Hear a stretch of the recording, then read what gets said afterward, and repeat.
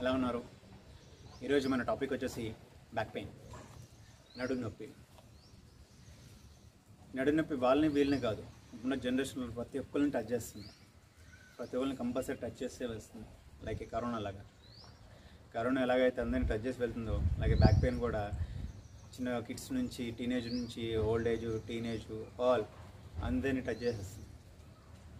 ఎందుకంటే మనం ప్రతి దానికి and luxury life, electronic items వీటి మీద డిపెండ్ అవుతుంది.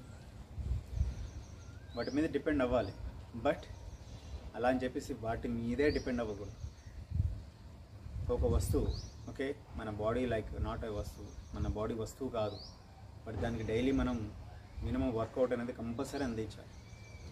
ఆ వర్కౌట్ అందించేటప్పుడే మనం స్ట్రాంగ్గా ఉంటాం. మనం స్ట్రాంగ్గా ఉన్నప్పుడు ఇంకో 10 పనులు చేయగలుగుతాం.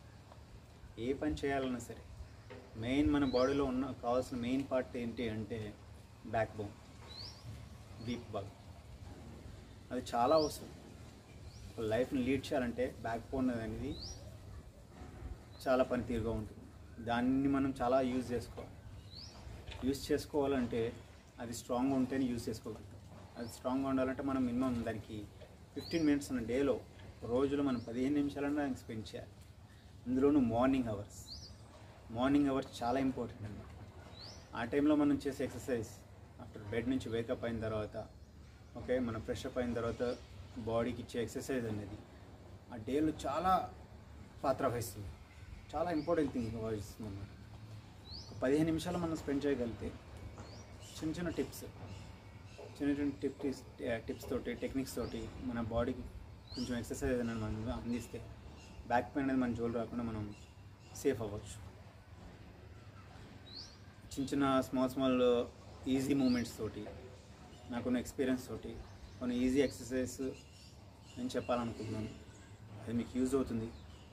నేను వాటి మీద నా హ్యావ్ కాన్ఫిడెన్స్, నాకు నమ్మకం ఉంది. నేను తీసుకున్న క్లాసెస్లో చాలామందికి బ్యాక్ పెయిన్ ఇష్యూ, ఇంక్లూడింగ్ నా స్టూడెంట్స్ కూడా బ్యాక్ పెయిన్తో చాలామంది ఇష్యూ ఫేస్ చేసిన వాళ్ళు ఉన్నారు.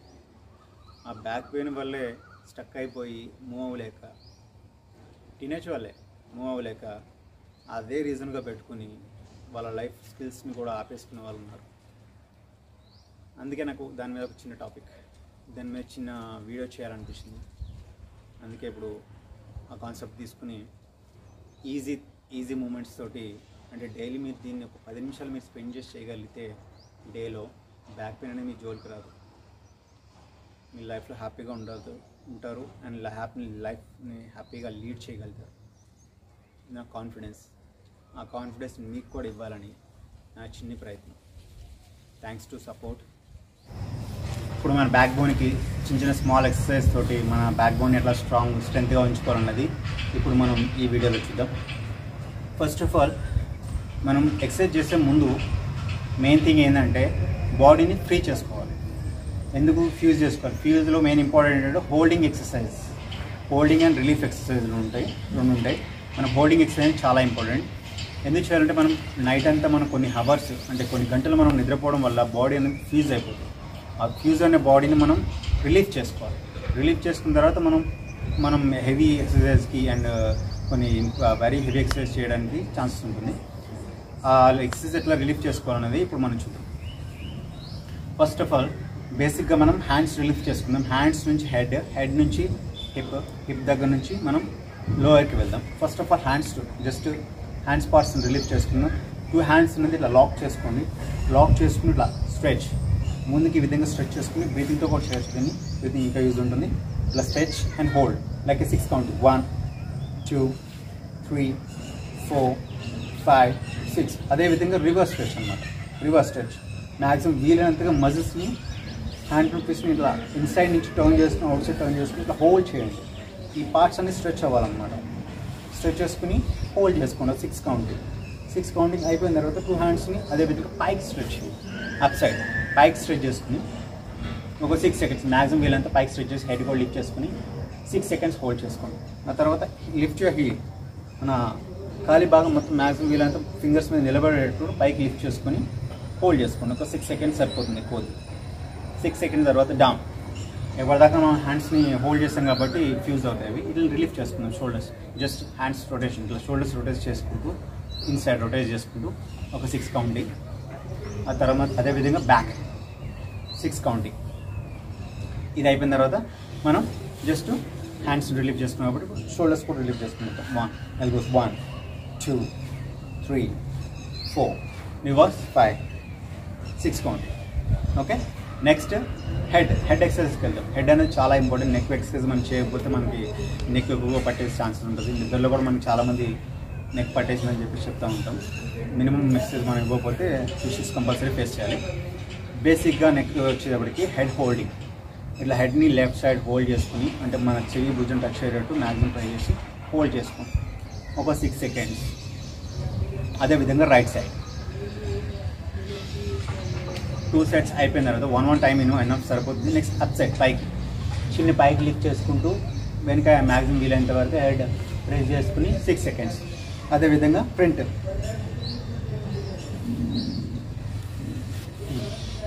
ఇటు అయిపోయిన తర్వాత నెక్స్ట్ 2 హ్యాండ్స్ని హిప్ మీద నడుము మీద పెట్టుకుని లెఫ్ట్ రైట్ టర్న్ చేసుకోవాలన్నమాట. లెఫ్ట్ రైట్, ఓకే, హెడ్ని లెఫ్ట్ రైట్ లైక్ 8 కౌంటింగ్ సరిపోతుంది. 6 to 8 కౌంటింగ్. ఆ తర్వాత డౌన్ లెఫ్ట్ రైట్, మళ్ళీ చోల్ టచ్ అవ్వాలి, భుజాలకి చోల్ టచ్ అయ్యాడు, ఫ్రీ చేసుకోండి, జస్ట్ ఫ్రీ ఎక్సర్సైజ్. ఆ తర్వాత next up and down, up and down. దాని తర్వాత next full rotation, left to right full rotation చేసుకుంటూ మళ్ళీ రైట్ టు లెఫ్ట్, ఎడమ నుంచి కుడివైపు, కుడి నుంచి ఎడమ వైపు ఫుల్ రొటేషన్ చేయాలన్నమాట. ఈ ఎక్సర్సైజ్ అయిపోయిన తర్వాత కంప్లీట్గా మన నెక్ అనేది ఫ్రీ అయిపోతుంది. నెక్స్ట్ మనం కొంచెం లోయర్ బాడీకి వెళ్దాం. నెక్స్ట్ హ్యాండ్స్ రిలీఫ్ చేసుకోవాలి. Hands back rotation, hands back rotation చేసుకోండి కంప్లీట్గా. స్లో చేసుకోండి, స్పీడ్ అవసరం లేదు. ఫోర్స్ మీద అసలు చేయదు ఎక్సర్సైజ్. ఇక్కడ ఎప్పుడైనా సరే ఫ్రీగా స్టెప్ బై స్టెప్ మనం స్పీడ్ ఇంక్రీజ్ చేసుకుంటూ వెళ్ళాలి. Like this hands full rotation అయిపోయిన తర్వాత అప్పర్ బాడీ కంప్లీట్ అయిపోయింది కాబట్టి నెక్స్ట్ కొంచెం లోయర్ హిప్ పార్ట్కి వెళ్ళిన తర్వాత హిప్ రొటేషన్ లైక్ దిస్. 2 చేతులు నడుము మీద పెట్టుకుని rotate like this. 1 left to right like 6 counting, right to left like 6 counting. అట్లా 6 కౌంటింగ్ అయిపోయింది. నెక్స్ట్ వచ్చేసి మనం కొంచెం లోయర్ పార్ట్కి వెళ్ళాలి కాబట్టి కొంచెం అప్పర్ బాడీ మనం ఫ్రీ చేద్దాం. 2 హ్యాండ్స్ అప్ చేసుకుని ఫ్రంట్ నీస్ టచ్ చేసుకోండి విత్ బ్రీతింగ్ తోటి. బ్రీత్ అవుట్ చేసుకుంటూ టచ్, మళ్ళీ బ్రీతింగ్ చేసుకుంటూ అప్. ఓకే, ఇది మీడియం కాబట్టి ఇంకొంచెం మనం బ్యాక్ బెండ్ అవ్వాలి. మరి హెవీ వద్దు. 1 ఫుట్ డిస్టెన్స్ తీసుకొని బ్యాలెన్స్ కోసం ఇటు బ్యాక్ బెండ్, మళ్ళీ down front like 8 counting, front back ఇట్లా.